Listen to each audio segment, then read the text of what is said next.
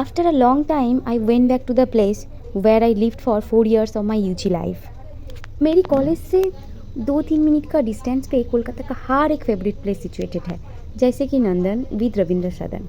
इधर only 30 rupees में cinema ticket मिलता है अभी भी। सैटरडे क्लास के बाद यही था हम लोगों का फेवरेट स्पॉट। बट आज सिनेमा नहीं देखी।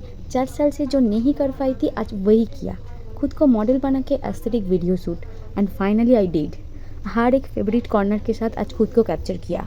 एसएस केमियंस का फेवरेट एक फुटपाथ है, वो है विक्टोरिया के आसपास का रास्ता। यादें ताज़ा करने के लिए हर एक जगह एक्सप्लोर करना था आज फिर से। शाम का चाय और विक्टोरिया आज आइसक्रीम के साथ फ्रेंडशिप किया। फिर हम लोग चली मैदान, जहाँ जाके द 42 के साथ सेंट पॉल्स कैथेड्रल, विक्टोरिया सब एक साथ देखने को मिलता है। Between hectic duty hours and tiring classes, मैदान became our peace, our adda spot, our therapy. SS came taught us medicine, but these streets taught us life.